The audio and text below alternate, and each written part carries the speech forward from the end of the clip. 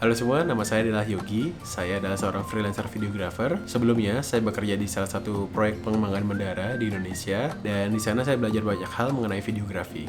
Khususnya di event-event yang diadakan oleh bandara seperti tematik event, proyek pengembangan bandara, dan banyak hal lainnya. Saya belajar videografi otodidak, dan seperti kalian tahu, banyak sekali ilmu di bidang videografi, dan mungkin kalian juga menyadarinya bahwa kalian tidak mengerti mesti mulai dari mana sih untuk belajar ilmu videografi. Nah, di sini saya ingin share kepada kalian mengenai ilmu yang saya dapat selama belajar videografi. Hal yang pertama harus dipelajari adalah frame per second.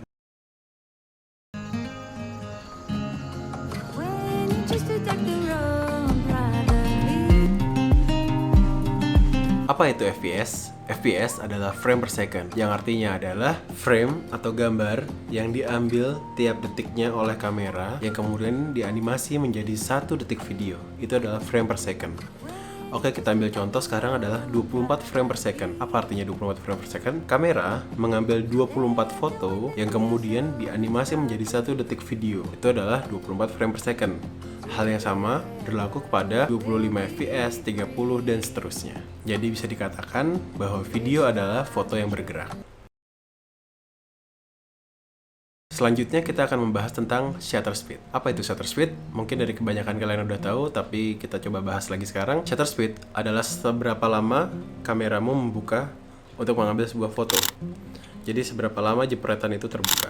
Shutter speed 1/120 bukanlah 120 fps. Shutter speed 1/24 bukanlah 24 fps. Setting fps hanya bisa ditemukan di dalam menu, dan tiap kamera memiliki menu yang berbeda. Nah, walaupun shutter speed ini bukanlah fps, tapi shutter speed ini sangat berkaitan dengan fps.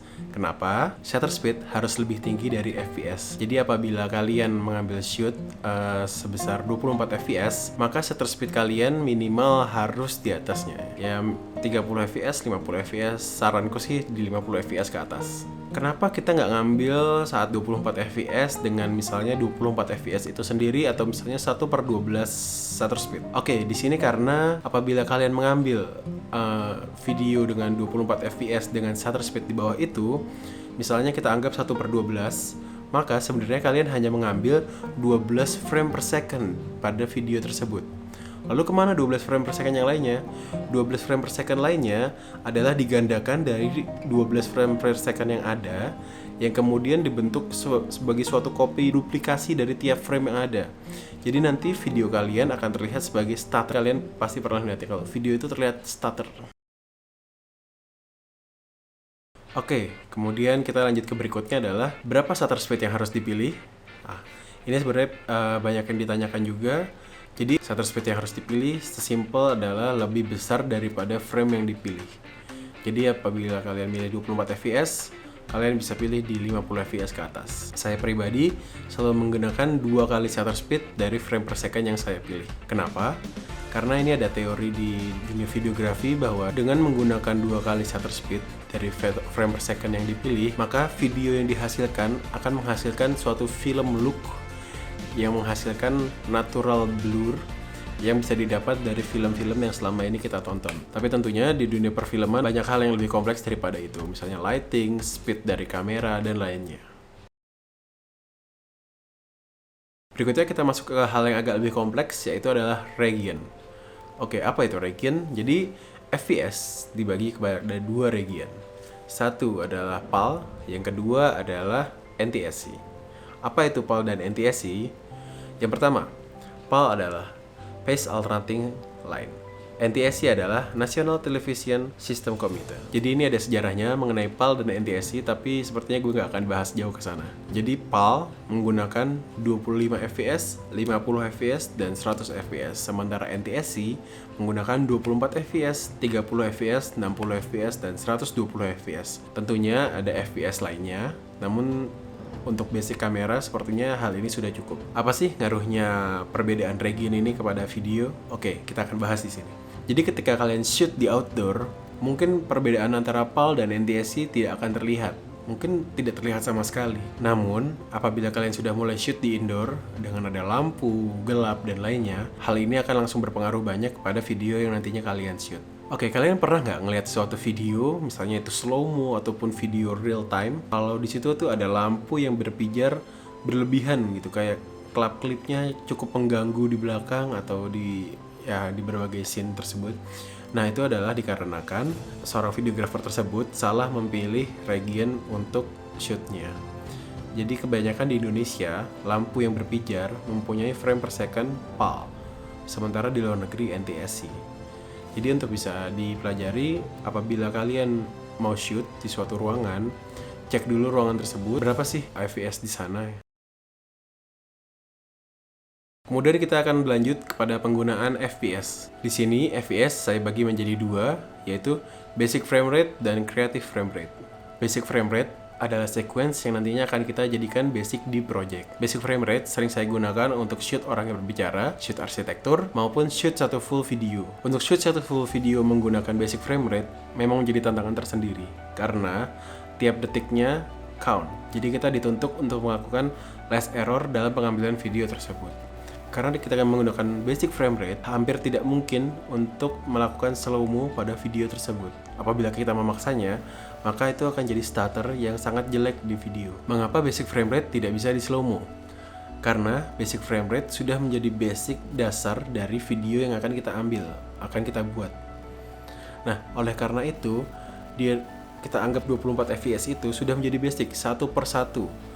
Tiap frame-nya adalah 24 itu, dan kita tidak bisa ngutak-ngatik di sana.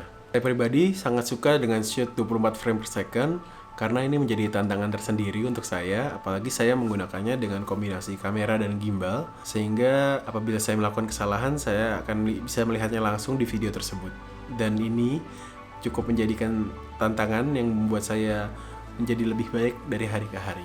30 frame per second adalah frame rate yang sering digunakan oleh para YouTuber atau mungkin vlogger khususnya, karena di sana 30 fps bisa menghasilkan frame rate yang lebih padat daripada 24 frame per second. 24 frame per second 24, sementara 30 frame per second 30. Dan ini juga termasuk basic frame rate. Jadi dia masih santai dan bisa digunakan sebagai basic. Tapi buat saya pribadi, saya sangat jarang menggunakan 30 frame per second sebagai basic frame rate. Saya lebih sering menggunakannya sebagai slow-mo sedikit saja. Jadi sebesar 20%. Jadi video tersebut akan terlihat lebih smooth jalannya.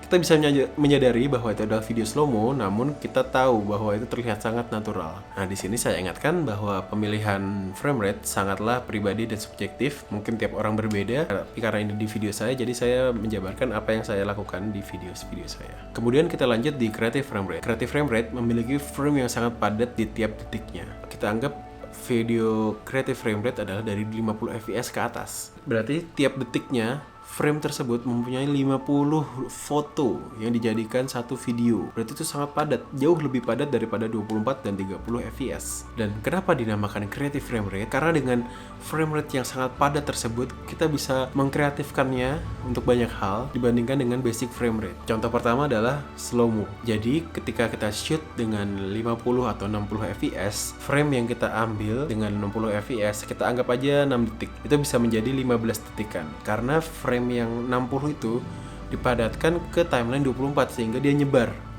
dan dia menjadi lebih panjang waktunya, dan disitulah terbentuklah slow-mo. Slow-mo bisa digunakan di banyak video khususnya, dan to be honest, saya banyak banget ngelihat video dengan full slow-mo. Itu juga udah bukan sesuatu yang basi lagi. Kita banyak lihat di video-video wedding itu juga full oleh slow-mo. Jadi slow-mo adalah sesuatu creative frame rate yang sering kita lihat. Kemudian adalah speed ramp. Speed ramp di sini kita anggap saja sebagai kita seperti naik roller coaster. Pertama kita naiknya lambat banget, kemudian turun sangat cepat, lalu naik yang lambat lagi. Nah, ini seperti speed ramp yang kita mungkin pernah lihat di beberapa video. Jadi kayak dia lari cepat terus melambat, terus habis itu cepat lagi langsung ganti scene, dan ganti scene-nya kayak terlihat flawless padahal itu sebuah potongan video. Tapi karena cepat ketemu cepat lalu lambat, jadi otak kita nggak sempat nangkep nalar kalau itu ada pergantian scene. Dan di situ adalah teknik speed ramp yang sangat membantu untuk pembuatan video kita.